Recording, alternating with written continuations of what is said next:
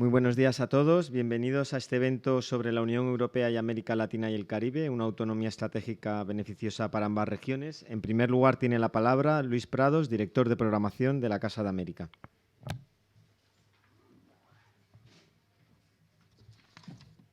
Buenos días. Les doy una cordial bienvenida a la Casa de América, a este encuentro, esta mesa redonda que lleva por título La Unión Europea y América Latina y el Caribe, una autonomía estratégica beneficiosa para ambas regiones. Saludo al secretario de Estado para la Unión Europea, Pascual Navarro, a Javier Velasco, el embajador de Chile en España, a José Ignacio Torreblanca, director de la Oficina de Madrid y Senior Policy Fellow de European Council on Foreign Relations, a Marta Blanco, presidenta de COE Internacional, a Diego Rubio, director de la Oficina Nacional de Prospectiva y Estrategia de la Presidencia del Gobierno de España, que son nuestros ponentes esta mañana, y a todos ustedes, a los representantes de distintas instituciones que han querido venir hoy a la Casa de América para asistir o participar en este debate. El tema es, sin duda, como su propio nombre señala, de una importancia capital para nuestro país, para la Unión Europea y para América Latina. Saludo también a otros embajadores que no he mencionado, el embajador de Suecia y el resto del cuerpo diplomático aquí presente. Como decía, es un tema absolutamente fundamental para nosotros, para España, para Europa y para América Latina. Y ha habido bastante debate en torno al tema del concepto autonomía estratégica, que ha tomado diversos matices a raíz de la evolución de los acontecimientos en los últimos años. Ha habido ese debate sobre la autonomía estratégica o la interdependencia estratégica con socios seleccionados. Al final, lo que yo creo que queda claro es que una autonomía estratégica cerrada no es solamente una opción poco acertada, poco inteligente, sino que es una opción inviable a medio plazo. Por eso, España ha defendido la idea de una autonomía estratégica abierta en el seno de la Unión Europea y así quedó reflejado en el Consejo Informal de Granada recientemente celebrado. Con este enfoque se pueden abordar temas, esos grandes temas que están en la agenda, la transición digital, la transición energética, la transición también económico-social, que tiene tanta importancia en nuestras sociedades en Europa y fundamentalmente también en América Latina, cuestiones como la seguridad alimentaria o los temas de salud. Y pienso que en el momento en que se acepta el concepto de una autonomía estratégica abierta, América Latina y el Caribe surge como socio principal, como socio natural para la Unión Europea para afrontar estos grandes retos en alianza. En unas alianzas que pueden apoyarse en los aspectos complementarios de unas y otras economías y unas y otras sociedades. Y por eso pues, la Casa de América está especialmente satisfecha de poder acoger este debate hoy aquí. Quiero decir que a lo largo de los últimos meses hemos tenido encuentros que han tratado estos temas desde diversos ángulos, muchos de ellos en el marco de la presidencia de la Unión Europea Española, algunos encuentros con CAF, no voy a citar todos, pero por ejemplo la semana pasada tuvimos aquí la presentación de un libro que abordaba el tema de las 3 transiciones, un libro que ha sido un documento preparado por la Fundación Carolina y también por Intermón. Y poco tiempo antes tuvimos una conferencia de la Fundación Euroamérica para tratar el tema de las consecuencias y resultados de la Cumbre Unión Europea-CELAC. Unas semanas antes tuvimos una reunión también, una importante reunión organizada por CAF sobre las relaciones en la Unión Europea y América Latina y el Caribe, una agenda conjunta para el desarrollo y muchas otras más que ya no voy a mencionar para pasar la palabra ahora al secretario de Estado para la Unión Europea. Muchas gracias.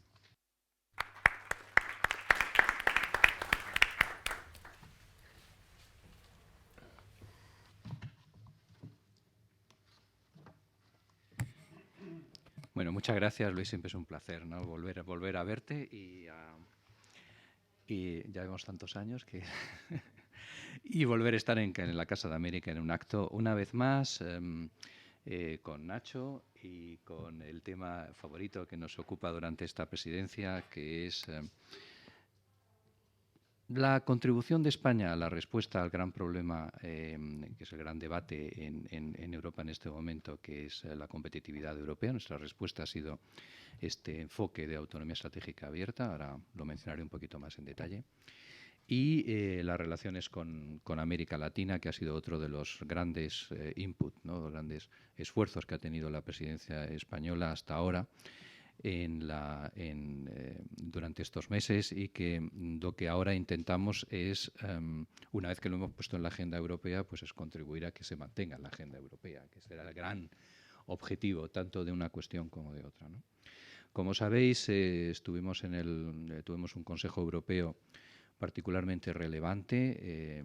La Unión Europea, en el fondo, la agenda avanza de Consejo Europeo en Consejo Europeo cada vez más, ¿es así? Este Consejo Europeo estuvo dedicado a las grandes crisis internacionales.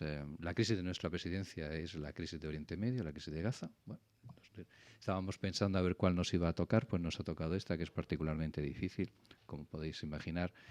Tiene un impacto decisivo en la agenda europea y es difícil cómo dar una respuesta desde la propia Unión Europea y desde la propia presidencia del Consejo de la Unión Europea. Pero bueno, es lo que hay y este es el tema fundamental. Unido a la crisis de Ucrania, bueno, abunda un poco, todavía más si no fuera suficientemente claro, en que una de las grandes cuestiones que tiene la Unión Europea en este momento en su agenda es la respuesta al mundo global, ¿no? Cómo se posiciona la Unión Europea ante no solo las crisis generales, sino ante un mundo que ha cambiado evidentemente y a pasos agigantados, y tiene que reformular su relación con el conjunto de otras regiones del mundo, con otros países, y cómo posicionarse, ¿no? Y bueno, la Unión Europea sí es como bien sabéis, una unión que tiende hacia una unión política, es una unión de política exterior hasta cierto punto, aunque seguimos votando de manera distinta en el Consejo, en la Asamblea General de Naciones Unidas. Pero básicamente es una unión económica, ¿no? Es el mercado y tal. Y nuestro problema fundamental es responder al gran desafío que tenemos con las crisis actuales, que son crisis en el fondo económicas también, es al futuro de la economía europea, al futuro económico de la Unión, al futuro de lo que llamamos la competitividad de Europa. Eso está en la agenda del Consejo Europeo sistemáticamente desde hace ya varios años.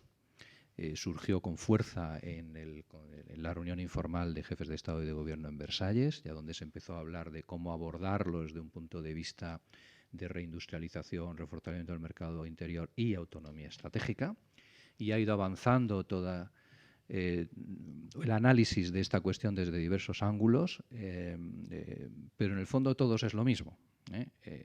Cómo nos posicionamos para que la economía europea sea competitiva, responda para lo que se creó el mercado interior, que es para el bienestar de los ciudadanos y del funcionamiento de las empresas europeas, y garantizarles ese bienestar, ese futuro económico, que en este momento pues no está suficientemente garantizado. Entonces, o que vemos unas amenazas evidentes al respecto. Me quiero detener, no lo tenía previsto en las notas que me ha puesto Ricardo, en cómo entra el concepto de autonomía estratégica. Creo que lo más interesante del debate que vais a tener hoy es con Diego, ¿no?, que nos va a aportar su contribución. Bueno, ha sido la contribución española, la contribución de la presidencia española es enfocar esta cuestión desde el punto de vista de la autonomía estratégica abierta, pero es una más cuando se habla de seguridad económica, cuando se habla de resiliencia económica, cuando se habla de autonomía estratégica pura y dura, o de competitividad, o del futuro del mercado interior. Es un poco lo mismo. Es decir, lo nuestro es un ángulo, una manera de enfocar el futuro de la economía europea. Es que necesitamos asegurar que la economía europea puede dar satisfacción a las necesidades de las empresas y de los ciudadanos europeos, sobre todo aquellas necesidades básicas para el funcionamiento de la economía que no pueden depender de las relaciones con terceros, y al mismo tiempo cómo hacerlo de una manera abierta, de una manera sensata, es decir, no hacerlo de una manera, como has dicho Luis, cerrada, meramente con acuerdos de materias primas o con acuerdos de una autonomía industrial 100%, que es absolutamente imposible de conseguir, ¿no? Entonces, nuestro debate ha sido ese, y ha sido cómo conseguir una autonomía estratégica como futuro económico, como respuesta al futuro económico de Europa. Yo os aconsejo leer el estudio, ¿no? O en particular el resumen, digo que está bastante bien, si no tenéis tiempo. El Resilient 2030 es un excelente trabajo, no lo ha hecho únicamente Diego, la Oficina Española de Prospectiva, sino en relación con todas las oficinas de prospectiva europeas y con la de la Comisión. Luego es una respuesta de todos los organismos o todos los que trabajan en prospectiva de la Unión hacia el futuro, y han encontrado que esta es una manera de enfocar una respuesta a nuestro problema. La gran cuestión aquí es lo de abierto. Yo creo que es el gran debate. Hasta qué punto la apertura es un debate muy, bueno, yo creo que está en los medios, ¿no? Es decir, hasta qué punto la reacción tiene que ser de nuestra política europea, que básicamente, como dice, el mercado interior es su aspecto exterior del mercado interior, es la política comercial. Eso es el núcleo de la Unión Europea. Todo lo demás vamos añadiendo, pero el núcleo sigue siendo el mercado interior y la política comercial. Y la política comercial es hasta dónde vamos con los acuerdos comerciales y hasta dónde vamos con nuestra apertura económica, ¿no? Y el debate es eso, muy profundo, porque no es el debate entre España, siempre favorable a la apertura y tal, y algunos otros países, contra Francia, que siempre hay protección de su industria, tal. Es un poco, como sabéis, más profundo en este momento. Es la inseguridad de los sectores económicos que en este momento se sienten. En un momento de crisis, pues una reacción es encerrarse en sí mismos y no querer competir, y en buscar la protección del Estado. Y ahí no es solamente, si fuera solo contra la política comercial, es decir, fuera solamente el acuerdo con Mercosur, el aspecto de un determinado aspecto, pues bueno, eso se podría entender, pero es que hay una reacción, como sabéis, muy fuerte de los sectores económicos contra contra la regulación europea que ha salido de la agenda europea de esta comisión, ¿no? La COE lo ha explicado en algunos actos que hemos tenido, y el último tuvimos la cumbre social tripartita en Bruselas esta misma semana. Es decir, no solamente ya es la reacción, como sabéis, en el Parlamento Europeo de los sectores agrícolas, etcétera, contra el exceso de regulación que tenemos en algunos sectores como el medioambiental, etcétera, sino es también una reacción a la carga regulatoria. Es otra manera de enfocar. Tenemos excesiva carga regulatoria, entonces, bueno, pero al mismo tiempo necesitamos regular, ¿no? Entonces, es todo este mismo debate de hasta dónde tenemos que abrir nuestra economía o tenemos que cerrarla respecto del exterior, y hasta dónde podemos regular o no regular, ¿no? Bueno, es el debate fundamental de estos meses. Se va a jugar mucho en todos de una manera u otra, influye en todos los debates nacionales cuando hay elecciones, e influirá decisivamente en las elecciones al Parlamento Europeo, que serán más importantes de lo que parece, porque conformarán un Parlamento que será el que legisle en el futuro. La mayoría de las normas que se aplican en España, más del 50%, vienen de Bruselas y de Estrasburgo, y por consiguiente, a ver qué orientación tiene el próximo Parlamento Europeo será muy importante, ¿no? Bueno, este es el gran debate, y yo creo que es muy útil que escuchemos a Diego, a Marta,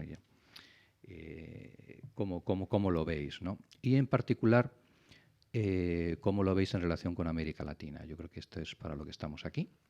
Nuestra gran apuesta ha sido decir, bueno, España, queremos una apertura razonable, siguiendo un poco, cuyo objetivo es alcanzar el bienestar de los ciudadanos, pero al mismo tiempo la reindustrialización, el reforzamiento de la economía europea, de la economía española en nuestro caso, pero con un grado de apertura necesario, etcétera, ¿no? Es general, o sea, eso lo hemos practicado con todos lo hemos defendido en la presidencia española con todos los acuerdos comerciales pendientes, pero nosotros somos partidarios de la ampliación, como sabéis, que tiene grandes riesgos, y hay muchos sectores económicos en Europa y en todos los países que, bueno, pues ¿quién lo va a pagar, no? Pero bueno, a pesar de todo, hemos defendido que tiene valor añadido la ampliación para todos. Lo hemos defendido con la vecindad sur, y ahora nos viene a dar la razón. Es decir, unas relaciones económicas mucho más sólidas con el norte de África va en el interés de toda Europa, no solamente discutir el tema migratorio, etcétera, pero hay un debate profundo con muchos socios donde solamente están obsesionados con el debate migratorio y no con una mayor, con poner dinero, en una mayor relación económica con el norte de África. Es un debate importantísimo para nosotros. Lo hemos también defendido con África, una relación con África distinta, que no sea únicamente materias primas, sino que es una discusión más global, y es lo que puso primeramente en marcha en Europa el Global Gateway. Es otra manera de entender las relaciones económicas básicamente con África, luego, en fin, con ASEAN, y finalmente lo hemos propuesto para América Latina, que es lo que ha salido, es uno de los grandes resultados de la cumbre con América Latina. No es que haya un gran Global Gateway para América Latina, pero por lo menos hay uno y vamos a empezar. Y estuvimos el otro día en el foro en Bruselas y hay ánimo de que se empiece a construir al respecto, ¿no?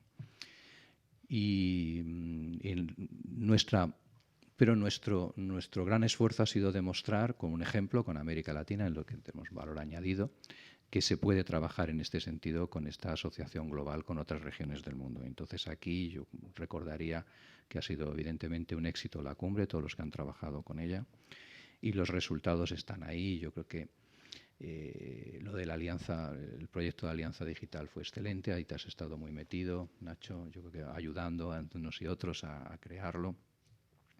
Lo que hemos mencionado, el proyecto de Global Gateway ha sido excelente, el ponerlo en marcha, vamos a ver, yo creo que va a ir desarrollándose poco a poco. Luego la reunión de Santiago también estuvo muy bien, como un encuentro entre todas las instituciones, ministros, etcétera, para relanzar las relaciones económicas entre los dos países. Y luego, bueno, hemos puesto todo el esfuerzo en el tema comercial, ¿no? Yo creo que Chile, yo creo que está ahí, ¿no? Sí, embajador, ya nos contarás. Eso es fundamental que por lo menos salga Chile, que esté cerrado lo antes posible. Ya nos contarás cómo está. México con sus dificultades y Mercosur es la gran apuesta, ¿no? Es decir, yo si Mercosur no sale este año antes de las elecciones al Parlamento Europeo y también se están estancando los otros acuerdos comerciales como Australia, Nueva Zelanda, e incluso no avanzan tampoco los otros más es una situación un poco, para nuestro punto de vista, preocupante, ¿no? Pero bueno, es algo que conviene, yo creo que conviene hablar, conviene discutir.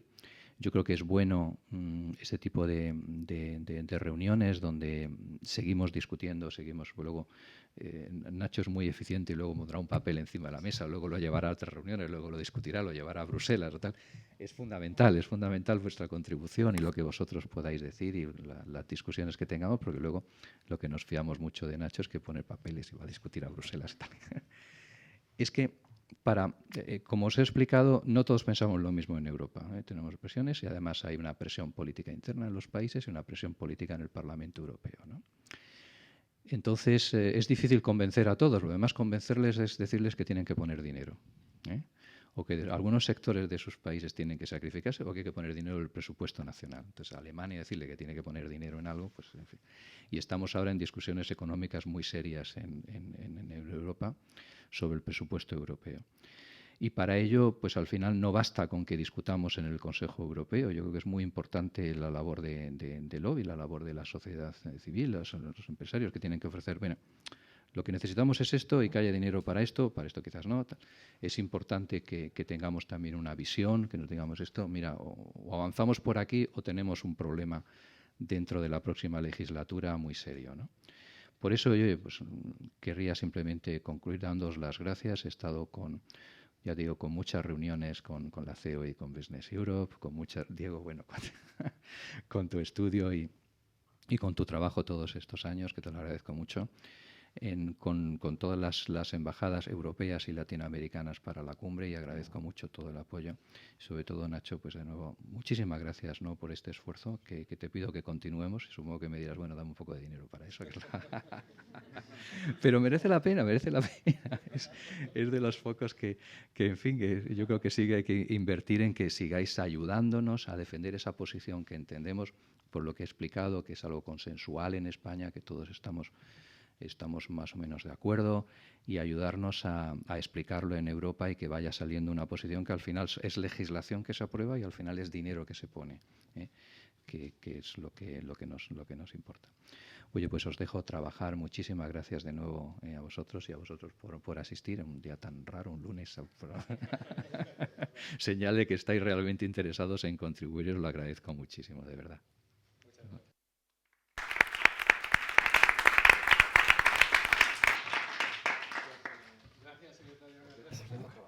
Gracias. Veo que tenemos deberes. O sea que, muchísimas gracias.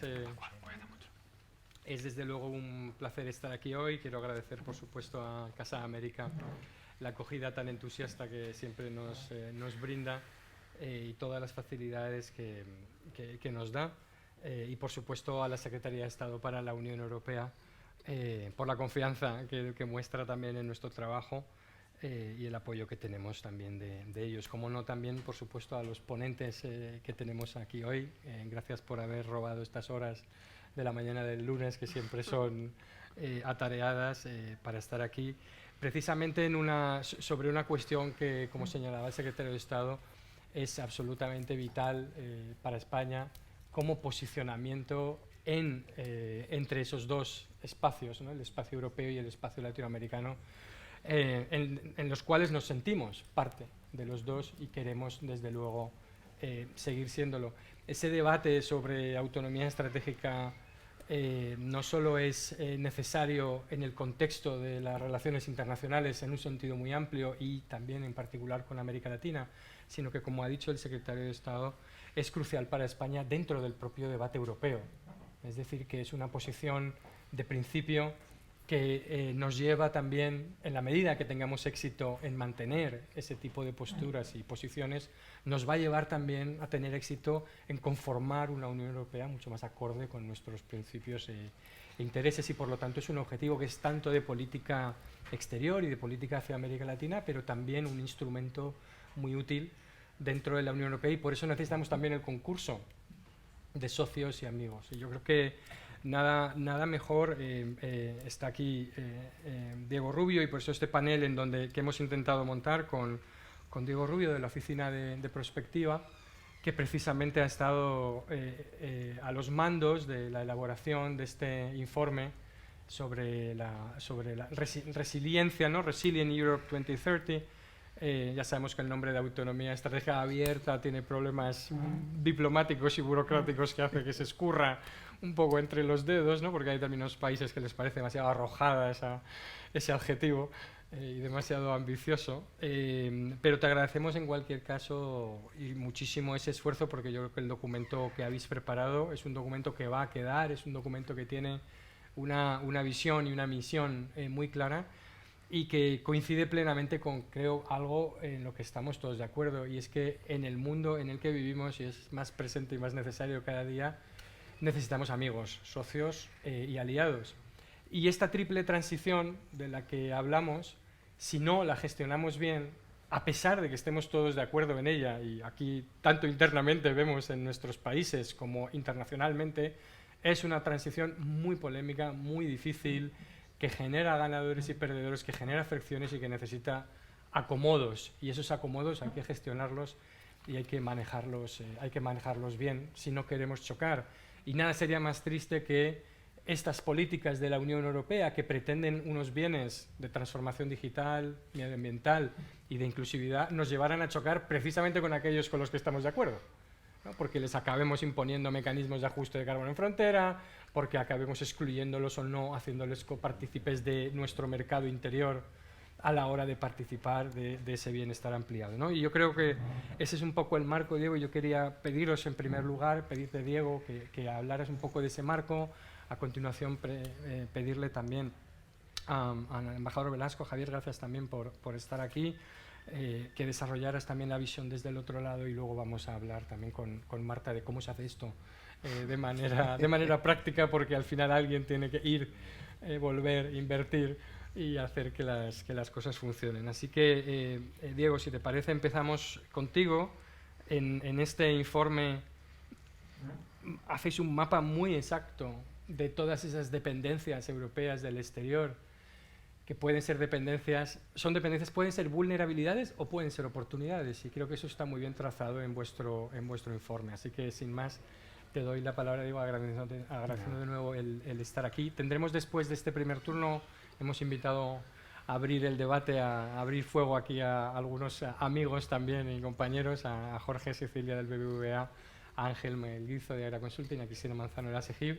Así que están ahí a cazar el dato y el argumento para comenzar ese debate posteriormente, ¿de acuerdo? Así que ahí tenemos a nuestros first respondents, pero primero os tenemos a vosotros. Muchísimas gracias, Diego, adelante. A ti, Nacho, gracias por la invitación. Os cuento muy rápido, si queréis, la intrahistoria del trabajo, ¿no?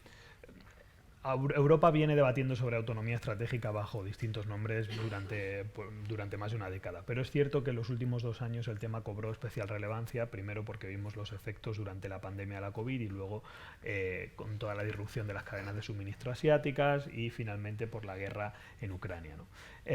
Y la primera reacción formal de la Unión Europea a todo esto se produjo en la Cumbre de Versalles en marzo del 2022.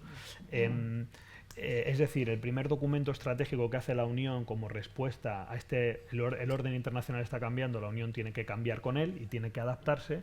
Esa respuesta se da en un contexto muy peculiar, que es acaba de estallar la guerra en Ucrania, venimos de 1 año y pico de problemas de suministro severos y además lo lidera Francia, que es un país que dentro de la Unión Europea es uno de los que tiene la agenda quizá más, con 40 comillas, proteccionista, ¿no? Más partidaria de un refuerzo de la política industrial europea, etcétera, etcétera. Y nosotros lo que sentíamos es que la visión y el mandato que sale de esa cumbre para la Comisión es correcta, pero que estaba incompleta. Necesitaba completarse con otros argumentos, faltaban caras del poliedro, ¿no? Y por eso quisimos convertirlo en uno de los temas principales de la presidencia española durante este semestre. En concreto, pensamos que una de las cosas que faltaba era Versalles, y todas las políticas que ha hecho la Comisión Europea en los últimos 2 años han sido siempre reactivas a la realidad. Es decir, estalla una vulnerabilidad por el contexto y reaccionamos a ella. Y yo creo que reaccionamos bien y además con gran agilidad, y es algo que tenemos que reconocerle a la Comisión. Nosotros pensábamos que faltaba una reflexión mucho más prospectiva ante potenciales amenazas futuras. La Unión Europea no puede conformarse con simplemente reaccionar a crisis, tiene que ser capaz de adelantarse a ellas, porque si no siempre vamos a ir por detrás, ¿no?, de nuestros competidores y de la coyuntura. Entonces, lo que pensamos fue montar un proyecto en el que han trabajado 80 ministerios, 250 expertos de 80 ministerios de los 27 Estados miembros, precisamente para crear una visión compartida de cuáles pueden ser esas vulnerabilidades a futuro y cuáles son las políticas de largo plazo que puede empezar a desarrollar la Unión Europea hoy para atenderlas, ¿no? El PDF es lo de menos, el PDF es el residuo, es lo menos valioso y lo menos interesante del proceso. Casi que lo haces por obligación, pero en realidad lo interesante ha sido tener a 80 ministerios de los 27 trabajando durante 1 año, durante 10 meses, casi de forma semanal, en entender juntos qué dependencias tenemos y qué soluciones hay en la recámara para esas dependencias, ¿no? Y en crear un diagnóstico compartido de cómo está el mundo, porque parte de las cosas que nosotros, parte de la discrepancia que nosotros tenemos con el discurso público dominante, sobre todo en los medios anglosajones, pero no solo, es esta idea de que el mundo se va encarrilado, se dirige inexorablemente a una fragmentación económica, que eso está pasando, va a pasar y nos vamos a un mundo similar al que pudimos tener durante la Guerra Fría, si no peor, de una economía fragmentada a nivel global. Este era el tema principal, este era el diagnóstico de Davos este año, este es el tema principal de buena parte de los grandes foros internacionales. Nosotros no vemos esa fragmentación en los datos.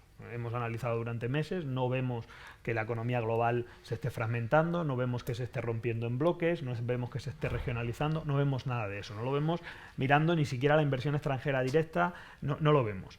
Eso no significa que no esté cambiando, eso no significa que Estados Unidos y China nos estén volviendo más autosuficientes, eso no significa que que el comercio de determinados bienes y servicios y materias primas estratégicas se esté enrareciendo y se esté complicando y se estén levantando barreras arancelarias o incluso prohibiciones a exportaciones. Todo eso se está produciendo, pero de ahí asumir que el mundo se va a fragmentar y que la Unión Europea lo que tiene que empezar a hacer como prioridad número 1 ahora mismo es transformar todo su tejido productivo y su modelo económico para poder sobrevivir en ese mundo fragmentado, es un salto muy grande, que nosotros pensamos que no hay que dar. Y la conclusión a la que hemos llegado, los 27 Estados miembros, unos más alineados que otros en los detalles, pero en la idea en su conjunto, es la Unión Europea tiene que reforzar sus capacidades internas de producción doméstica, sin duda, pero tiene que ser quirúrgica e inteligente a la hora de hacer eso. No se trata de que ahora empecemos a producir todo lo que importamos del extranjero, porque eso, primero, no es viable y segundo, probablemente los efectos que tenga en la competitividad de nuestra economía y en los precios, en la capacidad que tenemos nosotros de proveer a nuestros ciudadanos de servicios y bienes a un precio razonable, haga imposible esta producción interna, ¿no? Con lo cual tenemos que ser estratégicos y priorizar los esfuerzos en aquellos bienes. Nosotros identificamos una serie de ellos donde tenemos una ventaja competitiva ya clara, donde podemos convertirnos en un competidor de primera a nivel global en pocos años con inversiones quirúrgicas, etcétera, etcétera, ¿no? Con lo cual seamos inteligentes. Luego hay toda una reflexión de cómo se hace eso, políticas industriales sí, pero probablemente que respondan a una lógica europea y no de Estados miembros. Hay un debate y no hay un consenso sobre el tamaño de esas ayudas, etcétera, etcétera, ¿no? Y la naturaleza de esas ayudas, cómo de estables tienen que ser, etcétera, etcétera. Una segunda idea que nosotros hemos querido transmitir porque pensábamos que no estaba recogida en la estrategia que viene desplegando la Comisión Europea en los últimos 2 años es que las respuestas a las vulnerabilidades presentes y futuras de la Unión Europea no están en el pasado, están en el futuro. Es decir, lo que nosotros no podemos hacer es hacer lo que hemos hecho con el gas, que es, ante una falta de suministro de gas proveniente de Rusia, traemos el gas de otros países. Eso es una huida hacia adelante. La respuesta a nuestras dependencias energéticas no está en traer gas de otros países, está en dejar de traer gas y en empezar a generar energía de otra forma. ¿Cómo la podemos hacer? Porque nosotros tenemos la capacidad de generarla en Europa, energía limpia, ¿no? Y esto pasa con tantísimas cosas. Os pongo simplemente un ejemplo. Una de las mayores vulnerabilidades que tiene nuestra economía es dependemos de la proteína vegetal que utilizamos para alimentar al ganado. El pienso del ganado condiciona el 20, 30, el 40% del precio de la carne y es uno de los factores que ha conducido, sobre todo al principio, la inflación en muchos productos básicos de la cesta, ¿no? Nosotros traemos desde la crisis de las vacas locas, para alimentar al ganado hay que utilizar proteína vegetal. El grueso de esa proteína vegetal la traemos de la soja que traemos de Brasil y de Estados Unidos. Nuestra solución, nuestra propuesta no es empezar a traer soja de otros países, porque eso no es compatible con competitividad en precios, sostenibilidad medioambiental, etcétera, etcétera. Ni siquiera empezar a plantar soja en Europa, porque probablemente no tengamos ni el espacio en el agua ni la mano de obra necesaria para hacerlo a precios competitivos. Nuestra solución es desarrollemos industrias como por ejemplo la producción de proteína vegetal a partir de algas, insectos o microbios. Esto suena un poco a ciencia ficción, pero lo cierto es que ya hay empresas europeas que tienen el know-how, que son competitivas, que lo saben hacer y que lo que necesitan es que se escale el negocio, ¿no? Y los estados pueden ayudar a escalar esa demanda, ¿no? Esa producción de multitud de formas, las conocéis bien. Entonces, nosotros pensamos que ese es el futuro, no empezar a traer soja de otros lugares, ¿no? Y animamos a la Comisión, a la futura Comisión Europea, a pensar en esos términos, a apostar ahora por ese tipo de soluciones. Otra idea que pensamos que no está lo suficientemente presente y es que tenemos que ser capaces de alinear nuestra búsqueda de autonomía estratégica con la transición ecológica. Hay fuerzas políticas que nos dicen que estos son dos procesos antagónicos y que o reducimos nuestras dependencias o hacemos la transición, pero que no se pueden hacer ambas, ¿no? Que hay que elegir. Son los mismos que quieren abrir plantas de carbón otra vez en Europa. Lo cierto es que cuando uno analiza los datos se da cuenta que es al revés. Las soluciones verdes son quizá la mejor opción que tienen los países europeos para reducir sus vulnerabilidades, sus dependencias externas. Y os pongo simplemente un ejemplo. Nosotros cada día importamos 200 millones de toneladas de metal y devolvemos y producimos 100 millones de toneladas de chatarra. De esas 100 millones de toneladas de chatarra, un 25% lo que hacemos es que la montamos en un barco, la mandamos a un país en vías de desarrollo a que se oxide en algún campo lejano que está lejos de los ojos del mundo y nadie lo ve, ¿no? Los datos lo que nos dicen, hablando con muchos expertos y viendo además esa balanza, es que podríamos reciclar la inmensa mayoría de esa chatarra de forma competitiva, por ejemplo, para generar acero, que es el segundo materia prima más utilizada en la industria europea, ¿no? Y además hacerlo de forma sostenible y responsable en emisiones y no solo. Entonces, nosotros pensamos que la circularidad, por ejemplo, es la solución a las vulnerabilidades europeas, no es un problema ello. Y una última idea, y ya no me extiendo más. Quizá lo que más nos preocupaba de Versalles y de parte de la respuesta que venía dando la Comisión era que de alguna manera compraba la idea de que depender es ser vulnerable, ¿no? Los países que menos dependen del extranjero, probablemente el país del mundo que dependa menos del extranjero es Corea del Norte, Cuba o Turkmenistán. No son países que sean especialmente competitivos. Ni que estén carentes de problemas y de vulnerabilidades. Nosotros pensamos que las relaciones comerciales son una fuente de potenciales vulnerabilidades en momentos de crisis, pero también son la mejor solución que tiene cualquier país para resolver esas vulnerabilidades, tanto domésticas como internacionales. Y que lo que tiene que hacer la Unión Europea, unido eso al hecho de que no pensamos que el mundo esté encaminado necesariamente a una fragmentación económica y a una segunda guerra fría, etcétera, etcétera, es reforzar su presencia en el mundo y ampliar sus relaciones comerciales con el exterior. China y Estados Unidos han decidido cerrarse y eso es fantástico, pero sería un error que los europeos asumamos que como China y Estados Unidos lo están haciendo, algo debe haber, esa debe ser la solución y nosotros deberíamos hacer lo mismo. Nuestro caso es completamente diferente, nuestros intereses son completamente distintos. El grado de las relaciones que tenemos nosotros con terceros países son completamente distintas a las que tienen China y Estados Unidos. Entonces nosotros pensamos que lo que tiene que hacer Europa para reducir sus vulnerabilidades y fortalecer su autonomía estratégica es precisamente lanzar una nueva expansión comercial que refuerce sus relaciones comerciales con el exterior. De una forma totalmente distinta, eso sí, a la que lo hicimos en el pasado. Y aquí en el pasado nos pueden ustedes llevarse en el tiempo hacia atrás esa afirmación todo lo que quieran, ¿no? Y distinta a la que está haciendo China y Estados Unidos, porque los terceros países del mundo, lo que vemos en un montón de encuestas y estudios es que si se trata de inversión, prefieren a China. Si se tratan en defensa o en tecnología, ven a Estados Unidos como el principal socio. Si se trata de todo lo demás y sobre todo de tener una relación comercial equilibrada y beneficiosa también para ese país, miran a Europa y miran a los países europeos. Y una ventana de oportunidad enorme que tenemos que aprovechar, tenemos que ser capaces de hacer una oferta a nuestros socios, particularmente en países latinoamericanos, que no consista, como es la oferta china a menudo, en yo te voy a ayudar a desarrollar tu industria primaria. Es decir, te voy a desarrollar las minas, la agricultura, la tala de árboles y una autovía y un puerto fantástico para llevarme todo eso a mi país. Y luego ya haré yo con eso los bienes de valor añadido que quiero producir, ¿no? Tenemos que ayudar a esos países a desarrollar también su industria, también sus servicios, porque además, y lo sabemos al hilo, y es lo último que digo, al hilo de todos los estudios que se han hecho precisamente de afinidad económica entre América Latina y España, al hilo de las negociaciones Mercosur, que tiene sentido ese tipo de relación económica, ¿no? Y que nosotros lo podemos hacer. Lo último que menciono, Europa, cuando uno lee The Economist o el Financial Times, parece que el futuro del orden internacional y del comercio internacional va a estar determinado por lo que decidan China y Estados Unidos. Lo cierto es que Europa es el primer socio comercial de la mitad de los países del mundo.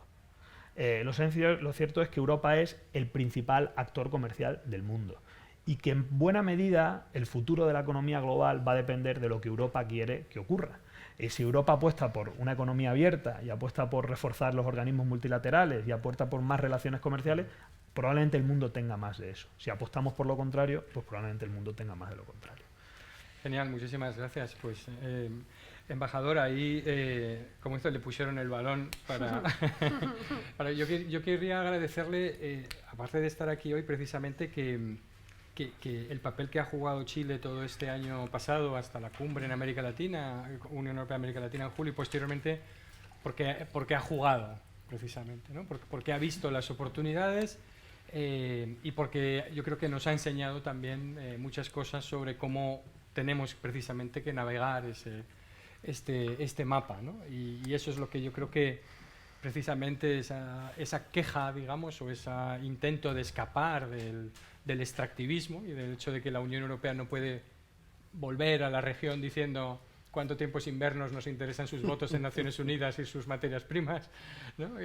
Tiene que ser otro tipo de aproximación, precisamente porque encaja además con esas demandas, pero también a su vez con un país como Chile que quiere, y está demostrando que quiere tener una relación muy profunda con la Unión Europea, pero que tiene una relación muy estable con China, muy profunda, que no tiene por qué ni quiere que se le pida que sacrifique ni que la ponga en la balanza, y que además se ha mantenido estable incluso al cambio de gobiernos, etcétera. Es decir, que es una cuestión de Estado de país también. Y yo creo que eso nos desafía y nos interpela a nosotros también de particular manera. Cuando tenemos unas dependencias, en este caso, por ejemplo, ¿no?, del litio de Chile, que tenemos que entender bajo un prisma, ¿no?, creo que es el 79% del litio que consume la Unión Europea proviene de Chile, pero tenemos que entender eso bajo una mirada un poquito más amplia, quizá un prisma más amplio, ¿no? Y creo que eso es lo que también, gracias a la cortesía de su gobierno, que he podido pasar algún tiempo en Chile este mes pasado, me ha impresionado mucho cuáles son esas estrategias y cuánta claridad hay en ese enfoque. Otra cosa, como todos, que lo puedan hacer, que nos pasa a nosotros también, pero quería que compartiera con nosotros ese enfoque sobre cómo puede jugar Chile y qué podemos hacer juntos y qué debemos aprender de este proceso. Muchas gracias. Muchísimas gracias por esa introducción. Además, estoy muy de acuerdo en que Chile ha estado jugando un rol muy importante en la región históricamente.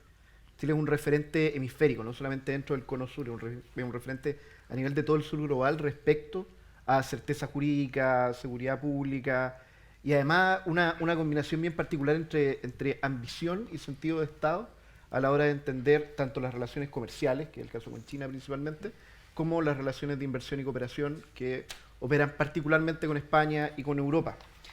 Somos un sitio de soft landing para la instalación de apuestas birregionales entre Europa y América Latina y creemos que compartimos ese rol con España absolutamente. Prueba de ello es que solamente una presidencia española en la Unión Europea permitió que después de 8 años se realizara una cumbre CELAC-UE. Probablemente lo más importante desde mi, por supuesto, muy conveniente punto de vista dado mi rol para los desafíos que tenemos hoy en día. Y quiero tomarme un poco de eso, quiero tomar un poco de lo que decía Diego, que me parece fundamental, y básicamente describir 3 cosas, algunos elementos de contexto de la relación, algunos elementos de esta asociación de nuevo tipo y algunas potencialidades que creo que debiésemos ser capaces de explotar en conjunto. Si uno analiza los objetivos del encuentro, solamente los objetivos del encuentro de jefes de Estado y de Gobierno de la Unión Europea en Granada, ve estas 3 áreas, ¿no?, estas 3 grandes áreas que yo voy a delimitar convenientemente bajo 3 supuestos.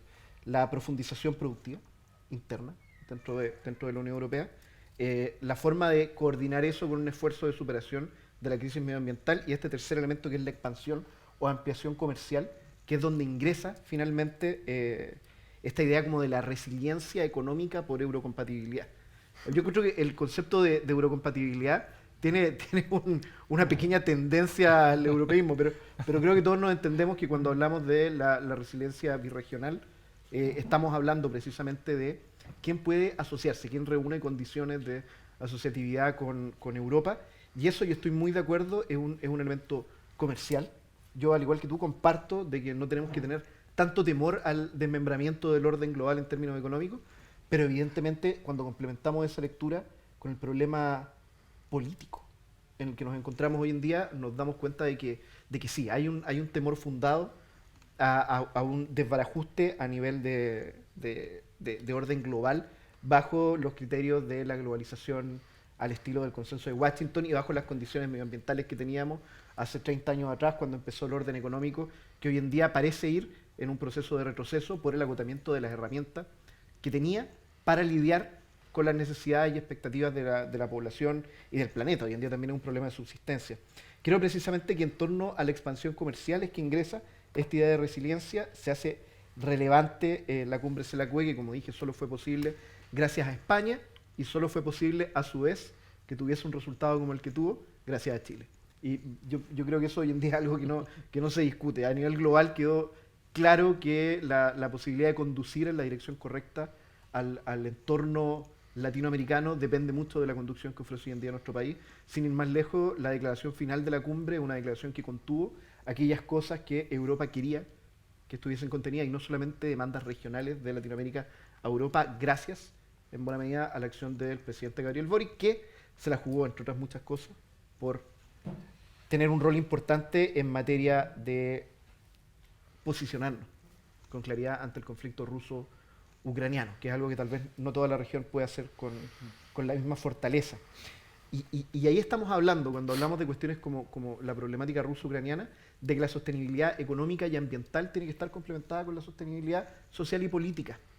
Vuelvo nuevamente a ponderar estas dos cuestiones en equilibrio y desde ahí voy a desarrollar esta idea de 3 puntos que les había comentado. Lo primero, a nivel de contexto, solamente mirado desde el punto político-social, en combinación con lo económico, vemos que hoy en día circulan estas ideas de globalización selectiva, friendshoring y nearshoring, que matizan buena parte de los debates en materia económica y política a nivel mundial. Eso además hay que combinarlo con tendencias que están a todo nivel, pues a nivel elitario también. En el Foro Económico Mundial, durante la pandemia, ya se hablaba de un gran reseteo, se hablaba de un cambio profundo en las tendencias de crecimiento hacia tendencias de redistribución que encajaran mejor con este problema de sostenibilidad medioambiental, insisto, de sostenibilidad social, de circulación de expectativas colectivas que hoy en día indican que en ninguna parte del mundo parece ser posible llevar adelante un proceso social sin algún nivel de participación pública, incluso en aquellos lugares donde el iliberalismo, como se le ha llamado, campea más fuertemente. Hablamos de una, así lo decía Muñiz el otro día, hablamos de una trampa de Tucídides, que yo creo que no es entre países, esto no se trata de China y de Estados Unidos, sino que se trata de formas de entender la relación entre los Estados-nación y el orden global que exceden lo que encarnan Estados Unidos y China. Hay una disputa de sentido respecto a la reproducción del modelo capitalista bajo términos que nos permitan seguir viviendo en la Tierra y vivir más o menos en paz. Y ahí hay un avance del liberalismo en cierta dirección, como una tendencia en descenso, para seguir la idea de la trampa de Tucídides, y del iliberalismo, lo que las promesas de los regímenes que The Economist identifica como la gran mayoría de los regímenes mundiales hoy en día, que irían en alza, ¿no?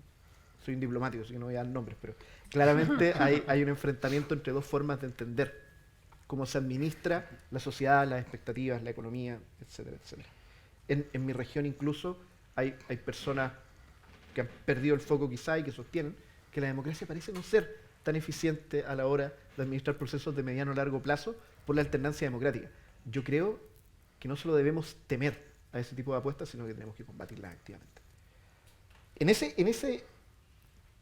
esa trampa de Tucídides por la reproducción de las condiciones del modelo mundial, yo creo que el desbarajuste en las cadenas logísticas y el acortamiento general de las relaciones de producción e intercambio mundial tuvo un momento culmen en el inicio de la guerra de Rusia con Ucrania, pero se ve bastante más confuso cuando empezamos a mirar el escenario de la guerra entre Israel y Hamás, donde esas discusiones políticas entre liberalismo e iliberalismo comienzan a confundirse. Mal que mal, la semana pasada vimos situaciones bien complejas a nivel multilateral con Guterres, pero también con organismos como Médicos Sin Fronteras o la Cruz Roja. Y yo creo que frente a eso, sin un ánimo de competir por la conducción global, yo creo que Europa y América Latina no queremos quedarnos de espectadores. Existe una vocación de tener un rol que evidentemente hoy en día no tenemos. Somos observadores, somos actores secundarios de este conflicto, de esta trampa de Tucídides, y podemos alinearnos de acuerdo a nuestras fórmulas naturales en alguna medida de alineación que vienen de décadas anteriores, o podemos, insisto, sin ánimo de formar parte de la confrontación, de construir un tercer actor en conflicto, podemos aportar algo si estamos unidos. Y creo que esa forma de estar unidos en contra de esta afectación de las cadenas logísticas, del retroceso democrático que vivimos, insisto, de acuerdo a The Economist, o de esta crisis de sostenibilidad medioambiental y social, tenemos que hacerlo sobre la base de un tipo de asociación de nuevo tipo, una forma de asociación de nuevo tipo, para no sonar redundante. Y esa forma de asociación de nuevo tipo está muy ligada a las tendencias que hemos visto este año, desde la cumbre iberoamericana hasta la cumbre de Selacue, que tienen que ver con, y aquí voy a hacer un análisis muy propio, una distinción entre qué hacemos con la inversión y qué hacemos con la cooperación. Y creo que es claramente distinguible hoy en día el rol que cumple cada una. Desde el punto de vista de la inversión, América Latina, y ahí estamos muy de acuerdo, América Latina no quiere una inversión al estilo de ciertas potencias que lo que hacen es estimular el sector primario, favorecer la extracción y dejar el descampado. Esa fue la realidad de Chile durante todo el ciclo del cobre. Hoy en día aún estamos en el ciclo del cobre en Chile. Es una de las fuentes de riqueza más importantes en nuestro país. Pero claramente están apareciendo nuevas materias primas, y no solo materias primas, nuevos espacios productivos que están abriendo una oportunidad nueva para nuestro país. Una oportunidad de no vivir una crisis de los recursos, un Dutch disease, sino que tener una economía un poco más redistributiva, un poco más resiliente a los colapsos económicos globales. Sabemos que las economías extractivas no son así. Y finalmente, una economía que también pueda aportar en el camino hacia dignificar la vida de nuestras ciudadanas y ciudadanos y mejorar las condiciones de bienestar. Por eso ahora que tenemos el litio, las tierras raras y el hidrógeno verde, queremos entender eso como algo que, en términos de inversión, deje transferencia tecnológica, deje STEM en los colegios, un STEM con, ojalá, perspectiva de género en los colegios, y que finalmente nos ayude a levantar una economía, un ecosistema productivo mucho más resiliente y mucho más enriquecedor que el que teníamos con anterioridad. Creo que esta es una realidad de toda la región, con matices, por supuesto. Hay pobreza energética, hay pobreza de acceso al agua en el norte de América Latina. Existe, por supuesto, problemas como la necesidad de encontrar la paz total en Colombia o de llegar a equilibrios políticos en determinados países. Es el caso de Argentina, que ha enfrentado tensiones muy fuertes. Chile también las enfrentó. Afortunadamente supimos salir democráticamente de eso y estamos avanzando a pie firme. Pero también tenemos algunas cosas en común. Y yo creo que la búsqueda común es pasar de modelos extractivos a modelos más sofisticados que permitan todas estas cuestiones. ¿Cómo se logra eso? Bueno, con una inversión de nuevo tipo, que incluya la transferencia tecnológica, que permita avanzar hacia modelos más sostenibles y resilientes. Y allí entra un segundo factor, que es el factor de la cooperación. Y el Global Gateway se vuelve una herramienta central. Pero ojo, no cualquier cooperación. Y aquí que estamos entre amigos que hablamos español y que tenemos ideas más o menos parecidas en torno a cómo se coopera, bueno, el objetivo es expandir una perspectiva como es la perspectiva del desarrollo en transición hacia más países de Europa, hacia finalmente la Unión Europea. Y el desarrollo en transición no es solamente determinar nuevas formas de medir a los países más allá del Producto Interno Bruto, que nos tiene con estas ideas absurdas de que ciertos países son países de ingresos medios altos cuando tienen grandes dificultades y ya no pueden acceder a recursos. No solamente es un problema de adjudicación, sino también es un problema de ejecución. ¿Qué es lo que se hace con esos recursos? ¿De qué manera se concentran en cuestiones que sean provechosas? ¿Y cómo se ejecutan con participación de los países de destino? Global Gateway es una gran posibilidad para aquello. La pregunta es, ¿qué hacemos con ese Global Gateway? Y ahí, y voy acercándome hacia el final de esta exposición, no me quiero pasar, creo que es fundamental entender que no solo América Latina crece y gana con su acercamiento eurocompatible hacia la región europea. Europa necesita de América Latina, esa es la realidad. Tenemos los números para levantar una economía de nuevo tipo, tenemos los talentos, tenemos la curva de natalidad y tenemos factores además en términos de principios y valores que nos permiten hacer un acercamiento productivo. Nuestra experiencia de las últimas décadas yo creo que es fundamental en esa materia y probablemente no hay otra región que tenga esas condiciones. ¿Cómo tener un socio fuerte en América Latina? Bueno, invirtiendo y cooperando con ciertas cuestiones que dejen un retorno relevante. América Latina está diseñado como una economía extractiva en términos regionales. El comercio interno al interior de los países de nuestra región aporta poco más de un 10% del Producto Interno Bruto global de toda América Latina. La mayor parte de lo que hacemos se comercializa en términos de materias primas hacia países que son grandes potencias como China, Estados Unidos o la Unión Europea. ¿Qué es lo que hacemos para revertir ese proceso? Lo que hacemos para revertir ese proceso es agarrar esos recursos, tomarlos y convertirlos en una gran iniciativa a escala regional, porque los problemas globales hay que atacarlos de manera global o al menos de manera regional.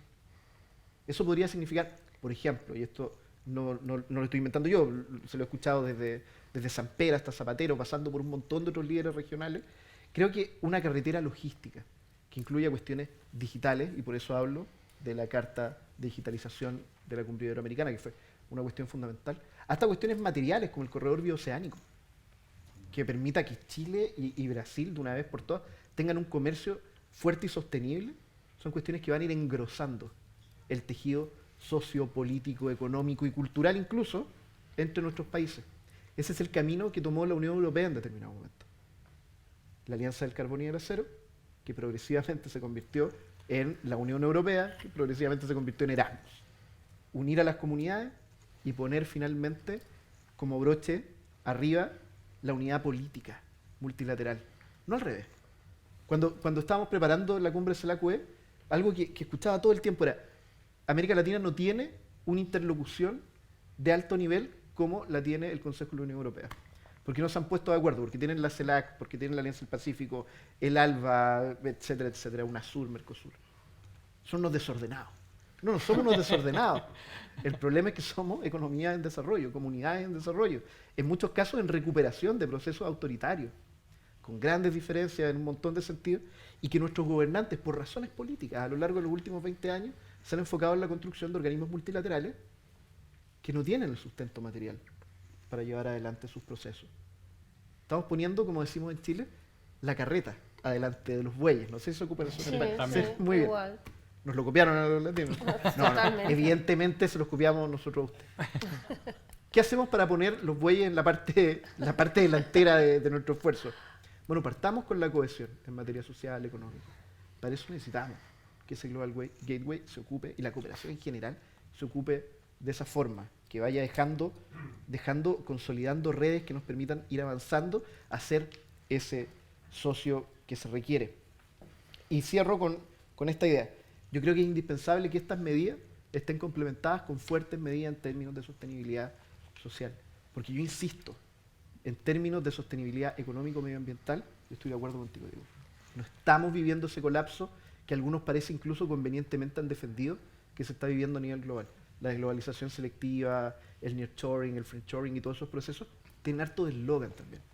Pero cuando agregamos el elemento político, nos damos cuenta de que sí hay un problema entre el avance del iliberalismo frente al liberalismo, entre el retroceso democrático en determinados momentos, lugares de nuestras regiones. Esto no es un problema solamente latinoamericano. Ustedes también saben que si estamos celebrando hoy en día por Polonia es porque creemos que estamos atajando en un retroceso democrático, en derechos sociales, en participación social.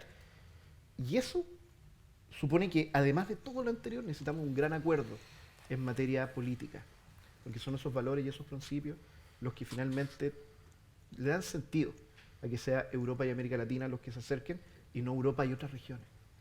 Hay que luchar contra las fake news, hay que luchar contra el deterioro institucional, contra los populismos de lado y lado a nivel extremo. Y finalmente, tenemos que hacerlo en conjunto. Yo creo que el acuerdo de tierras raras que sacó Chile con la Unión Europea es importantísimo en ese sentido. Hacernos cargo de que tenemos necesidades, mirarlas con meridiana claridad y con sinceridad. Nosotros no vamos a romper relaciones con ninguna potencia. El inversor más grande que tiene Chile hoy en día es la Unión Europea. Si uno lo desglosa, el 52% del impuesto a la renta en Chile lo pagan empresas extranjeras. Las primeras son norteamericanas, las segundas canadienses, está muy metido en el tema minero, ¿no? A ver, Marley, qué sé yo, pero el tercero es España. Tremendamente diversificado, desde los servicios públicos como el agua o la luz, hasta los seguros, la telefonía, qué sé yo. Todas las grandes empresas, los chilenos juramos que son chilenas. A mí me han dicho que Santander creen que es una empresa chilena. Y la profundidad de los vínculos bilaterales entre Chile y España es tremenda. Pero seamos sinceros también, nuestro mayor comprador es China. Y la dejación en términos de política exterior y comercial de Estados Unidos y de Europa ha permitido eso durante los últimos 20, 40 años, particularmente los últimos 20. Entonces, sin querer confrontar, sin ser un tercer actor en conflicto, yo creo que podemos ser un tercer actor que destrabe procesos, con la regulación, con la democracia, con una serie de factores en torno a la sostenibilidad ambiental que ayuden un poco a generar un mundo menos polarizado, no solo en términos económicos, sino también en términos comerciales.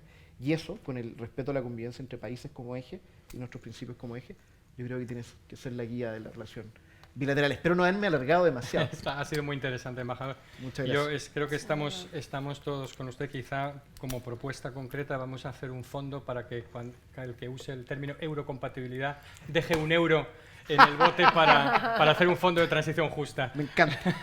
Así por lo menos Pero que monetizamos sea o retroactivo. sacamos algún bien de esto, ¿no? Pero, Marta, desde la COE hemos escuchado, hemos visto un acuerdo de tierras raras. En Chile hay una estrategia nacional del litio, una estrategia nacional de hidrógeno verde. Se está hablando de huellas de carbono neutrales, incluso de fabricar acero verde, porque en origen ya, y exportarlo ya como verde y capturar derechos de emisión, porque lo puedes compensar en origen gracias a las renovables. Es decir, hay un montón de proyectos ahí que son interesantes, ¿no? Pero ¿cómo se hace esto desde el lado empresarial para que esas transferencias de tecnología y esas inversiones sean posibles? ¿Cómo hacemos, Marta? Estamos en tus manos. Bueno, muchísimas gracias, lo primero por la oportunidad de hablar como COE, pero también como Business Europe, porque bueno, estas conversaciones las tenemos también en Bruselas con mis colegas de la Comisión de Relaciones Internacionales de Business Europe y demás, ¿no? Lo primero, antes de cómo lo hacemos, sí me gustaría referirme a algunas de las cosas que se han dicho que me parecen sumamente importantes. Aplaudo la referencia primera del secretario de Estado de la Unión Europea a la competitividad. Yo creo que es buena prueba de las numerosas reuniones que estamos teniendo, que lo ha dicho el propio secretario de Estado con Business Europe y con COE, pero bueno, más allá de eso, sobre todo porque en España lo que se ve es que la colaboración público-privada, es decir, abordar de manera conjunta los desafíos, lo trabajamos mucho, y yo creo que eso es muy bueno como ejemplo en otros países. En el caso de las empresas europeas, también decía el secretario de Estado que había cierta sobre todos estos debates hay ciertas diferencias entre Estados miembros. En el caso de las empresas europeas tenemos unanimidad total, consenso total sobre cómo abordar todas estas cuestiones de las que estamos hablando. Quiero particularmente agradecer el ejercicio que ha hecho el Gobierno de España a través de la oficina de Diego. El parar el tiempo y mirar a 7 años, me da igual, 10 años vista, es sumamente difícil, pero a la luz de todos los acontecimientos que vemos día a día, todavía más. No hay crisis, que nos levantamos con diferentes crisis y no hay que perder de vista esa visión a medio y largo plazo. Por lo tanto, es un ejercicio sumamente útil. Y también los esfuerzos que se han hecho desde la presidencia española para poner América Latina y el Caribe en el centro del debate y de las discusiones, con la cumbre Unión Europea-América Latina, ¿no? Entonces, lo que la cumbre Unión Europea-América Latina nos ha puesto de manifiesto es que América Latina importa no solamente a España, sino también al resto de la Unión Europea, pero el embajador daba unos datos que son muy interesantes. Yo creo que ha habido siempre un exceso de confianza, precisamente por ser el primer inversor en la región, con 693.000 millones de stock, el 20% de España, en que todo estaba hecho ya, ¿no? Pero luego la realidad es que no hay nada como escuchar a los países de América Latina en foros distintos a los bilaterales. A mí me interesa siempre muchísimo, es verdad, escuchar a América Latina en la OCDE, en el G20, a mis colegas del B20, en esos foros más internacionales, porque ahí es donde se ve que para América Latina la referencia no es la Unión Europea en exclusiva, ni muchísimo menos, desde el punto de vista económico y desde el punto de vista tecnológico. Es un baño de realidad que los europeos, cuando vamos al G20 o al B20, tenemos continuamente, pero es que es así, ¿no? Sorprende mucho en términos comerciales, en términos de inversión, lo ha mencionado el embajador, en términos comerciales también. En tu informe, que ya sabes que siempre me gustan mucho los datos, ahí se refiere a los socios de la Unión Europea y no hay países en los que el principal socio no es la Unión Europea, es China o Estados Unidos, en muchos de ellos, socio comercial, no de inversión, ¿no? Estamos hablando de Brasil, de Chile, de Uruguay, de Perú. En fin, eso también nos lo... Por lo tanto, yo creo que esa perspectiva es la que ahora tenemos que tener muy en la cabeza para abordar toda esta situación. Se habla muchísimo también de en las relaciones con América Latina, compartimos valores que tienen que estar enraizados en unos intereses. No se habla de prioridades. Y aquí también, nuevamente, cuando escuchas a los países de América Latina y ves sus prioridades, y yo vengo del foro Global Gateway y lo he vuelto a oír otra vez, pues las prioridades a lo mejor no son las mismas. Entonces yo creo que ahí tenemos muchísimo que avanzar y a las empresas nos interesa avanzar muchísimo en también esa convergencia de prioridades. Por cierto, en Global Gateway oí el otro día en el foro un concepto que me gustó muchísimo y lo voy a utilizar a partir de ahora. Y no es transferencia de tecnología, sino que se hablaba de la circularidad del conocimiento. Que me parece que tiene muchísimo, o sea, que nos hacemos mucho más a la idea de lo que estamos hablando, sobre todo desde el punto de vista empresarial, Si no hablamos de yo te transfiero, sino que el conocimiento circula. Y es en lo que las empresas queremos trabajar. Entonces, ¿cómo hacemos para, como dices en el título, una autonomía estratégica beneficiosa para ambas regiones, ¿no? Yo voy a señalar de lo que aquí se ha dicho, reforzar 3 cuestiones. El embajador lo mencionaba, la seguridad jurídica. Yo tengo que empezar por ahí. Además sé que Chile es un aspecto que aborda continuamente con nosotros. El presidente Boric, cuando estuvo en julio, antes de ir a la cumbre Unión Europea-América Latina en COE, pues volvió a insistir en la importancia de la seguridad jurídica. Yo creo que necesitamos estos marcos estables para poder garantizar esas inversiones que son necesarias, ¿no? Y Global Gateway en esto es una oportunidad, o sea, no solamente va de inversión y cooperación, sino que también va de marcos regulatorios. O sea, es todo un conjunto si queremos de verdad atraer esa inversión. Y nosotros lo decimos en este sentido continuamente. En ese sentido, Chile es un miembro de la OCDE desde hace muchísimo tiempo, el primero de la región. Hay otros países y hay otros que están en proceso de adhesión, como puede ser Perú o puede ser Brasil. Eso es sumamente importante porque somete a un escrutinio público, igual que a todos los países de la OCDE, las políticas públicas y los marcos regulatorios.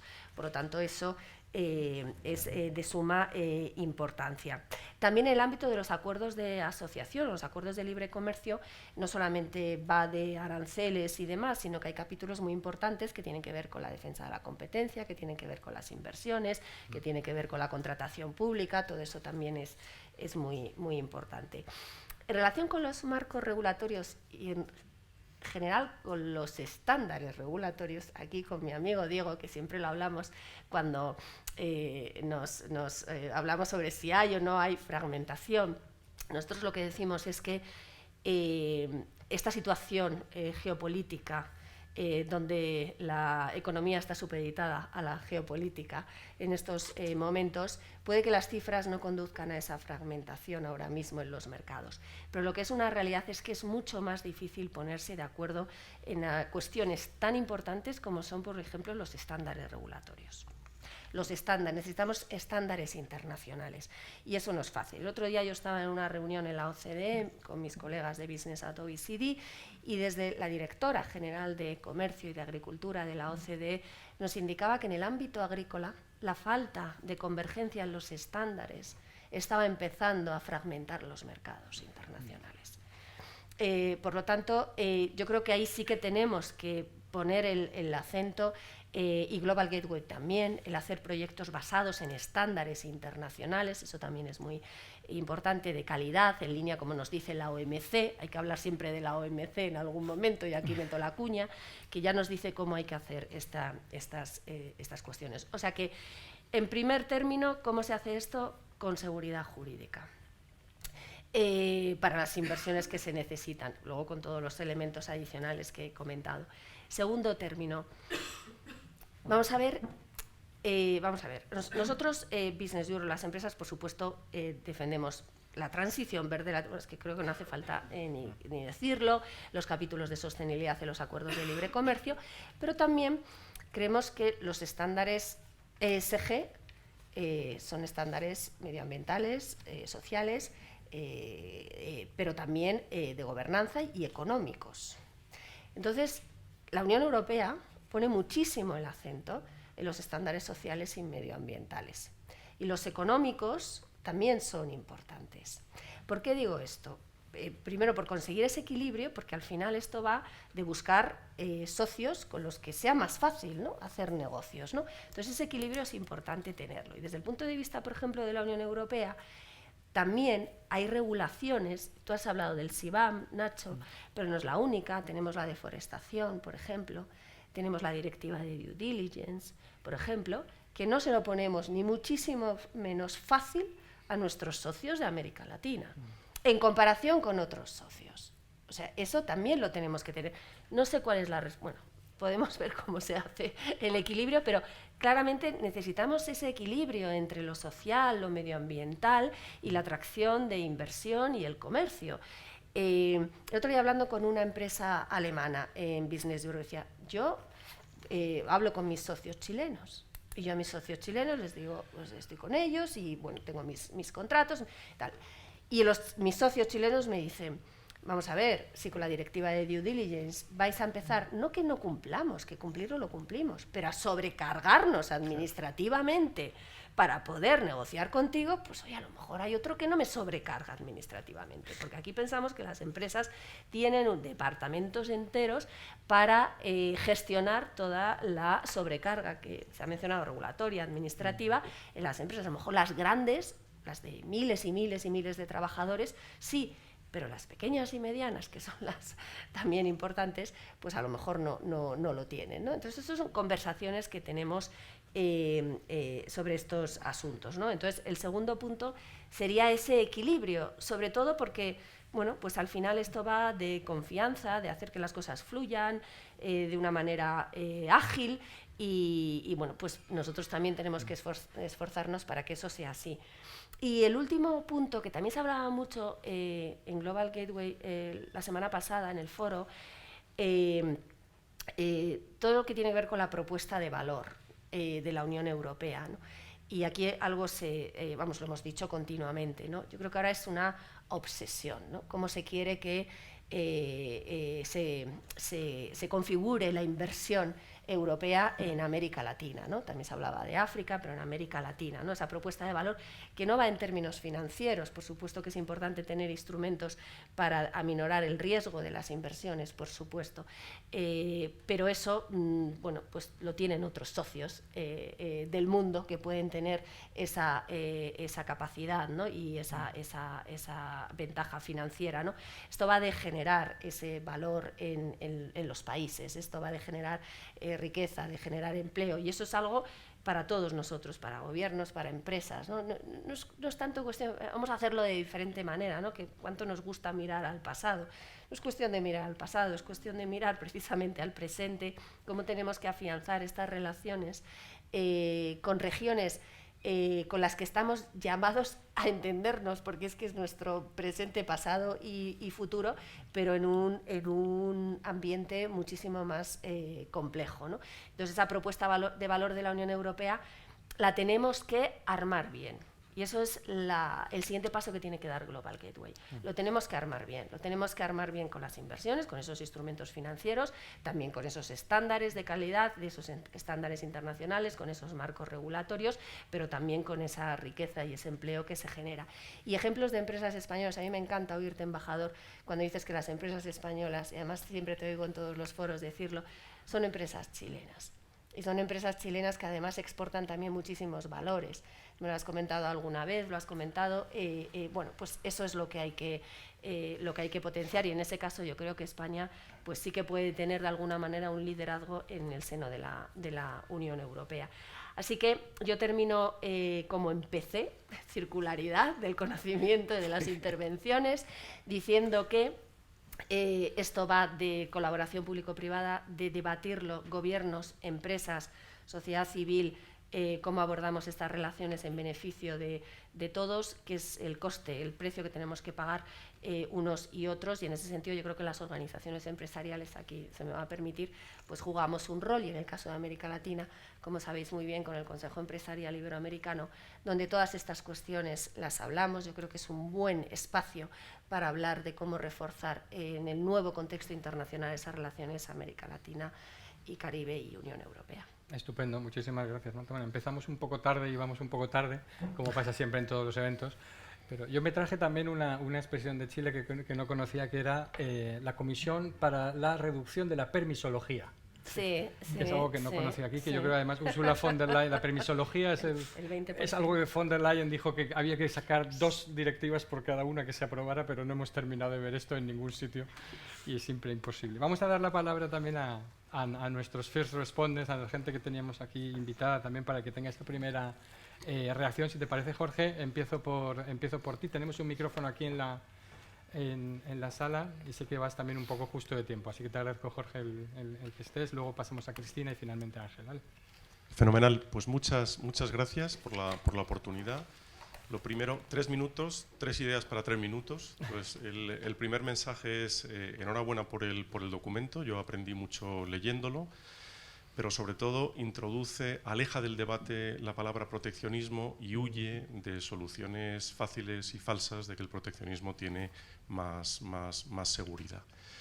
Latinoamérica no aparece tantas veces en el documento, aparece más en las notas a pie que en el propio documento, pero aparece donde importa, ¿no? Aparece en la parte de internacionalización, aparece en la parte de ventanas de oportunidad, y en este sentido, bueno, como estamos aquí, hay problemas nuevos que hay que enfrentar, pero hay problemas antiguos que también comparten Europa y América Latina, como es a nivel económico la baja productividad, ¿no? Y la poca convergencia de renta per cápita en el caso de América Latina e insuficiente en el caso de Europa.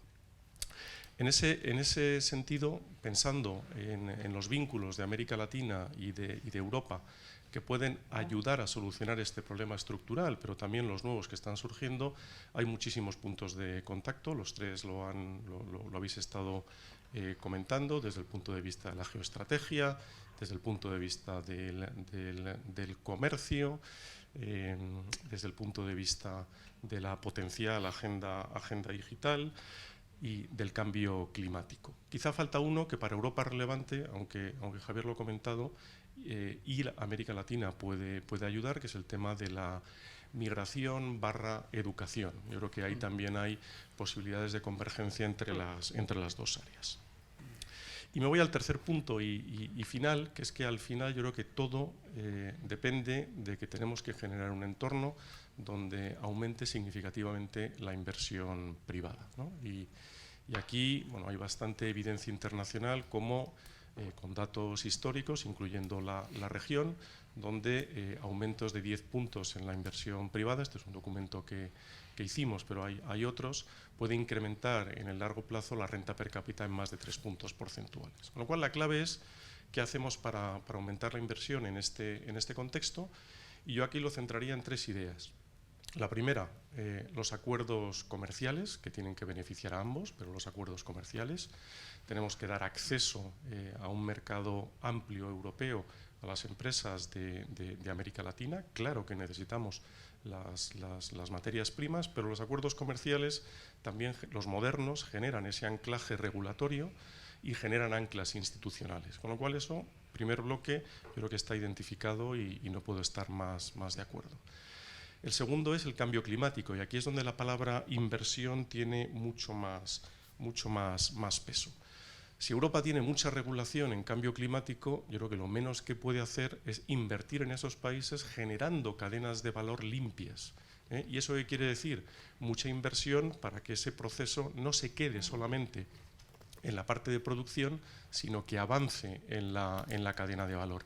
Es decir, garantizar a través de la inversión que esos requerimientos limpios vienen con inversión privada europea en América Latina, con productos que serán compatibles con las normas europeas. Y el tercer punto, dentro de esta relación, quería ver un poco qué opinaban, Marta lo ha sacado un poco, que es el tema de las personas, ¿no? Y los valores también se ha tocado. La verdad es que cuando uno mira no solo la migración, sino el turismo, el proceso educativo, hay un montón de relación entre los estudiantes, trabajadores, turistas latinoamericanos y los europeos. En un mundo de terciarización, donde los servicios se podrán, según Baldwin, dar a distancia, la educación puede ser también una fuente de generar esos vínculos a través de acuerdos comerciales que lo permitan en el sector servicios, ¿no? Yo creo que es un win-win, así que no puedo más que animar para que esto ocurra, ¿no? Muchas gracias. Gracias, José. Cristina Manzano, por favor, SGIP. Muchas gracias por vuestros comentarios y por compartir todas estas ideas que son siempre tan interesantes. Cuando yo, por supuesto, estoy encantada de que se haya relanzado la relación entre Europa, la Unión Europea y América Latina, no puede ser menos, y de que haya sido España también, junto con el resto, la que haya tirado de ese carro. Siempre digo, uno de mis precauciones, uno de mis temores es que ese tirar del carro se pierda en las sucesivas presidencias, ¿no? Sé que se están poniendo los mecanismos para que no sea así, pero creo que es algo que no podemos perder del radar. Es un impulso que no debe desfallecer porque tenemos todos mucho que ganar. Cuando se habla de este supuesto declive de la presencia de Europa / España en América Latina, el descenso del comercio, de las inversiones, etcétera, cuando ponemos los órdenes de quiénes están presentes en la región, a mí no me importa tanto el orden, me importa para qué.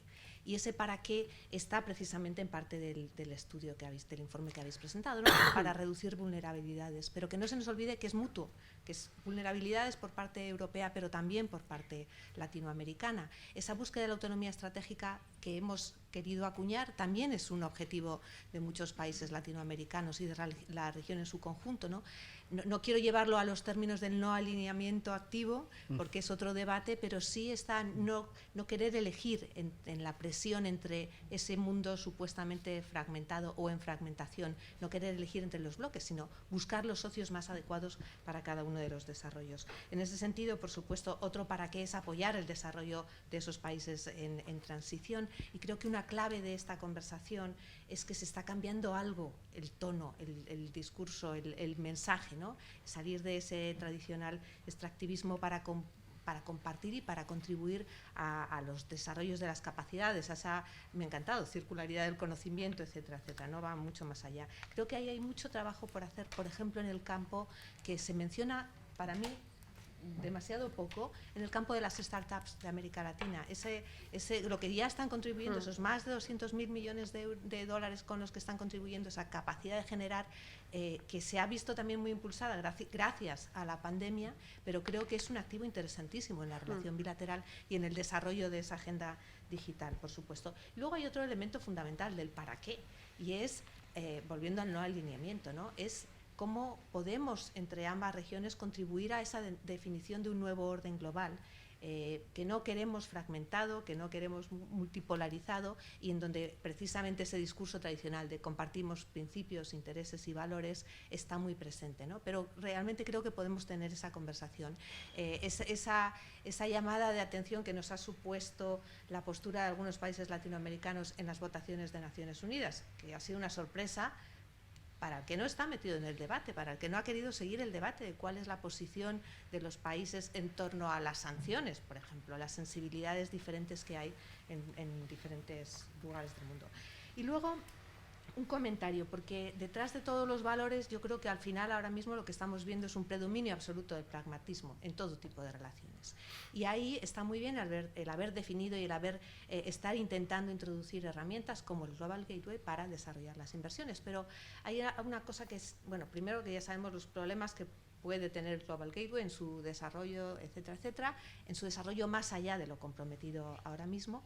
Una cosa que me llama la atención y es que la mayoría, la gran, inmensísima mayoría de esos proyectos son proyectos nacionales, cuando uno de los déficits en la región, y se ha mencionado precisamente, es lo transnacional. Es generar esa integración no formal, no más allá de las instituciones, sino una integración real que permita a las mercancías y a las personas moverse de un país a otro con mucha mayor eficacia.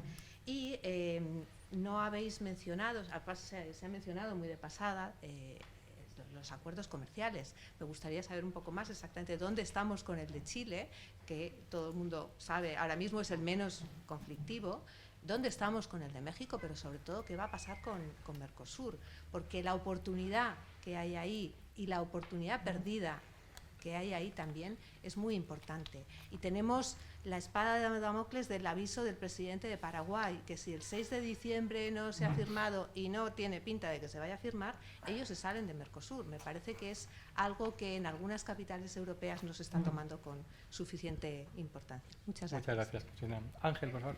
En 3 minutos, una convicción, una pregunta y una llamada a la acción. La convicción es que efectivamente la verdad, la economía digital, la tecnología no se puede entender sin geopolítica, la geopolítica sin tecnología, y esto exige, la verdad, mantener cadenas de valor abiertas, ¿no?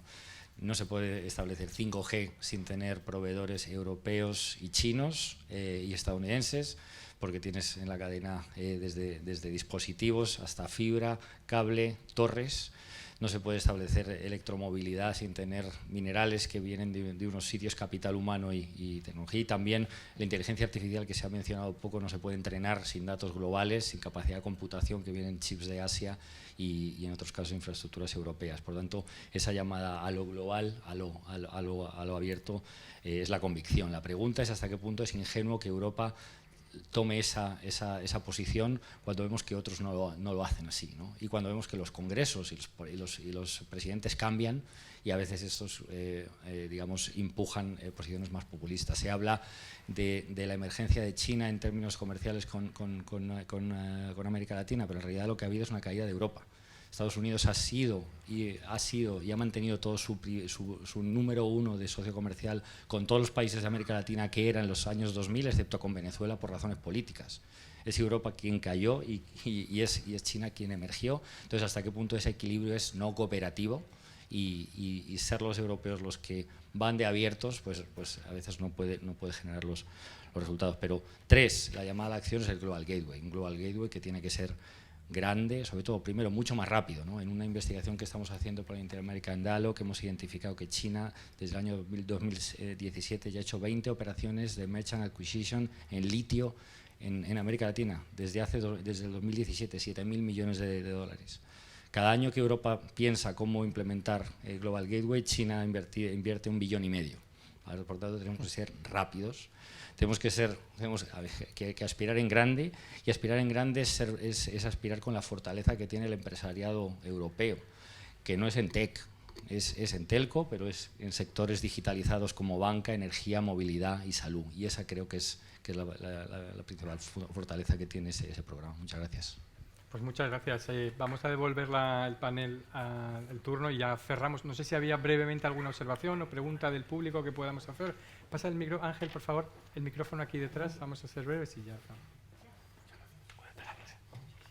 Bueno, en primer lugar agradecer y me ha encantado el debate, ha sido súper nutritivo ver las distintas perspectivas de todos y yo sobre todo les quiero preguntar sobre el tema de inclusión.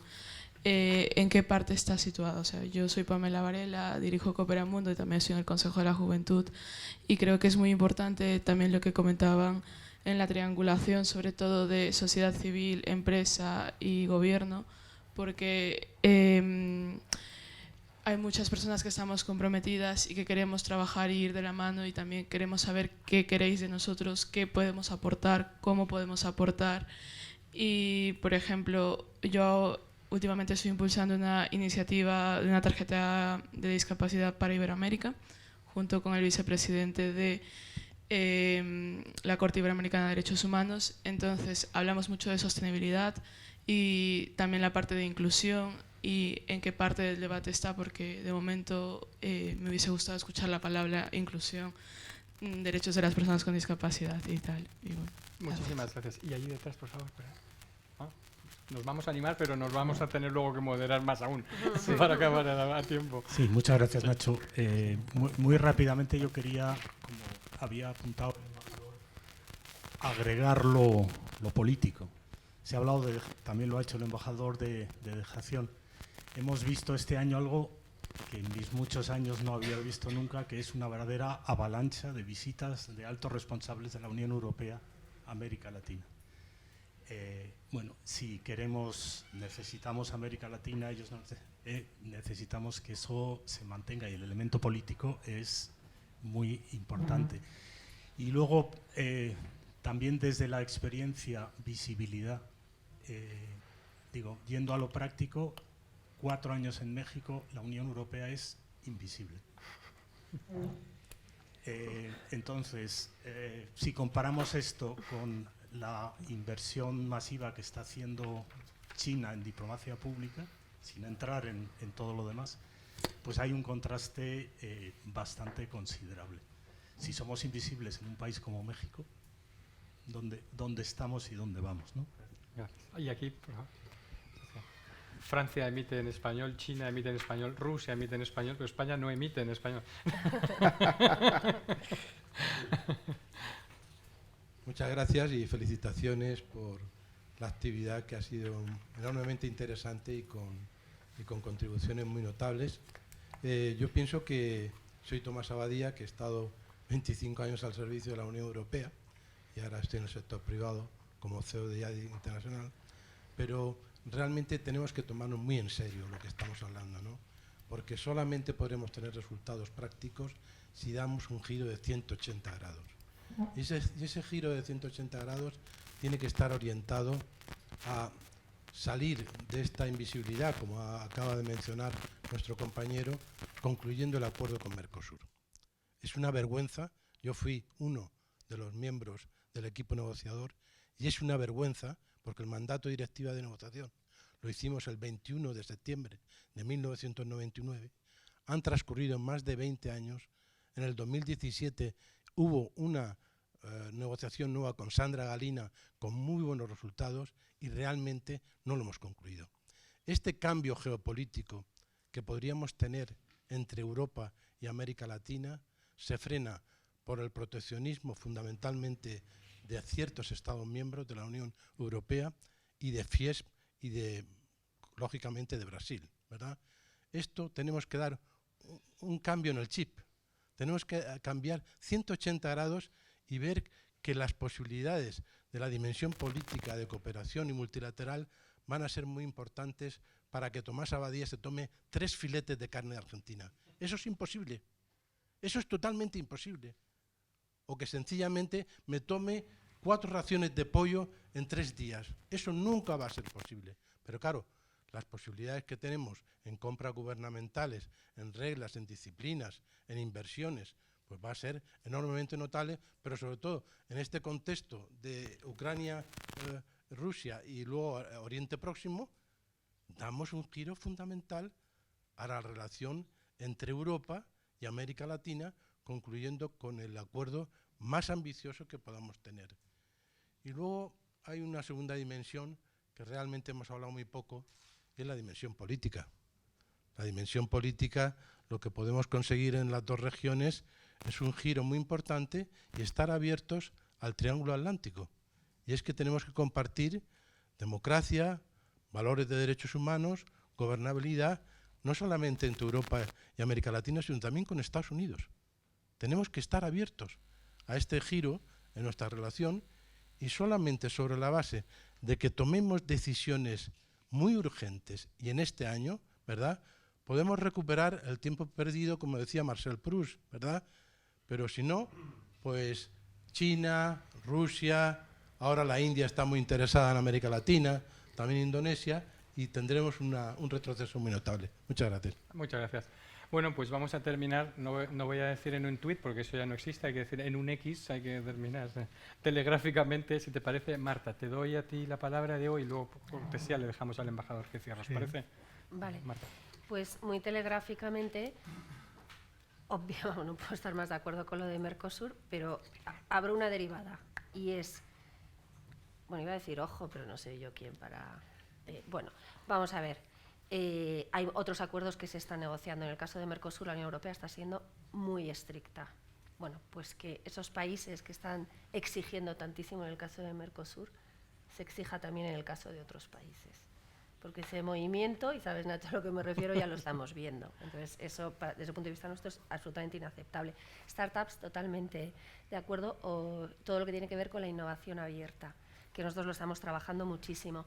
El 15 de noviembre tenemos un evento de la Federación Iberoamericana de Jóvenes Empresarios con el Consejo Empresarial Iberoamericano, precisamente por tener en cuenta la voz de todo el mundo. Y termino con lo de la complicidad, que me parece absolutamente trascendental. Nosotros estamos generando, ahora tenemos el Consejo Empresarial Iberoamericano y estamos generando un Consejo Empresarial España-África con las organizaciones empresariales africanas para trabajar en red. ¿Por qué lo digo aquí? Porque una de las cosas que más les interesa es vincular ese Consejo de organizaciones empresariales africanas con las organizaciones empresariales de América Latina. Es lo que es un atractivo enorme para ellos. Si nos ven a España como el eslabón que puede unir esas 2 redes empresariales en un continente y en otro. Muy bien, estupendo. Diego, también telegráficamente, que el embajador Sí, tenía un almuerzo también que llega tarde por mi culpa. Solo un y no me lo va a perdonar. Solo un apunte muy rápido. Estoy muy de acuerdo con lo que habéis comentado todos.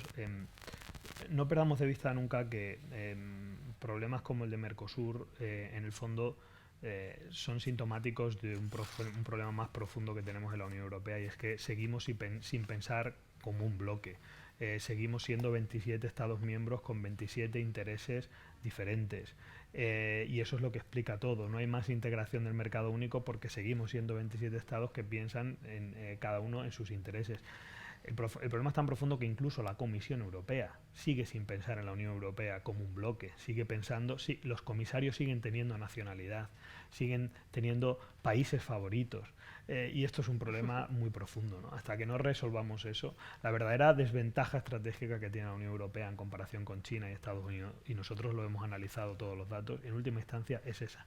Nosotros no pensamos como una sola unión, y por tanto eso impide. Mercosur, si se pensase como una sola unión, tiene todo el sentido del mundo. En el momento en el que son 27 estados los que tienen que valorar los trade-offs de ese acuerdo comercial, en cuanto haya dos grandes que no les parece oportuno, ya no se hace, aunque tenga sentido para el conjunto de la Unión. Bueno, embajador, muchas gracias. Bueno, termino muy rápidamente también con un par de apuntes. Parto respondiendo en torno a lo que falta de Chile. Falta la aprobación de algunos Estados miembros de la parte especial del acuerdo. El acuerdo Chile-Unión Europea está biparticionado en dos secciones. Una sección es la sección puramente comercial y la otra es la que nos interesa tanto como la comercial, que es la de estándares regulatorios. Sí. Y esa es la que está en suspenso hasta la aprobación de ciertos países miembros. Y estoy totalmente de acuerdo contigo. Creo que ahí está el gran problema, que tengamos la capacidad de sacar adelante un acuerdo comercial a un nivel, pero que se quede estancado a nivel socioestratégico por la subdivisión en los 27 estados. Muestra muy bien esa confrontación. ¿Y qué es lo bueno del acuerdo entre Chile? A mí me encanta decir que vamos a ser probablemente el único país que tenga el acuerdo cerrado con la Unión Europea dentro de esta legislatura, pero lo digo como una provocación. Evidentemente, Chile por sí solo, aunque tenga el mejor acuerdo del mundo, no va a tener las condiciones para poder lograr los avances que se requieren si no puede operar a escala regional. Y para operar a escala regional necesitamos el acuerdo con México y necesitamos el acuerdo con Mercosur. Y lo cierto es que lo miramos con muchísima preocupación. Miramos con muchísima preocupación sobre todo la parte social, porque el aumento de los estándares es lo que va a permitir que estas grandes diferencias que comentaba al comienzo, en términos de pobreza energética, pobreza en el acceso al agua, se empiecen a cortar. Esos estándares, y con esto cierro, del proceso de acercamiento entre los países, yo creo que son fundamentales a tener presentes, son las cosas que tienen que moderar nuestra manera de hacer el acercamiento, y cito algunas cosas que se han dicho. Lo primero, la supranacionalidad del Global Gateway es fundamental. Ponerle dinero a estrategias de un solo país, al igual que tener un solo acuerdo con la Unión Europea, es insuficiente. Lo segundo, tiene que estar hecho sobre la base de estándares regulatorios. Es demasiado importante. Eso es el aporte de América Latina y de Europa al proceso. Si no, o sea, estamos un paso atrás en la economía del microchip, estamos un paso atrás en la inteligencia artificial, tenemos que estar un paso adelante en algo. Y esos son los estándares regulatorios. En materia comercial, en materia de política, de participación política. Y lo último, me encanta esta idea de la circulación de conocimiento, la circulación de potencialidades. Creo que es fundamental. Y ahí creo que hay que pensar en términos de integración interseccional. Y me quedo con lo último que comentabas, que tiene que estar presente el problema de la discapacidad, tiene que estar presente el problema etario de la juventud, de la integración de la juventud y de los mayores. Ahora que tenemos cada vez más esperanza de vida, tiene que estar presente el problema de género, que es fundamental. No puede ser simplemente integración de mujeres en los sectores directivos, tiene que ser transformación productiva con perspectiva de género. Ahí el turismo cumple un rol súper importante, la construcción industrializada y la innovación. También la innovación tiene que ser un factor en esa medición interseccional. Ahí me quedo. Muchísimas gracias, ha sido un lujo y un placer escucharos. Gracias por vuestro tiempo y a vosotros también. Muchas gracias.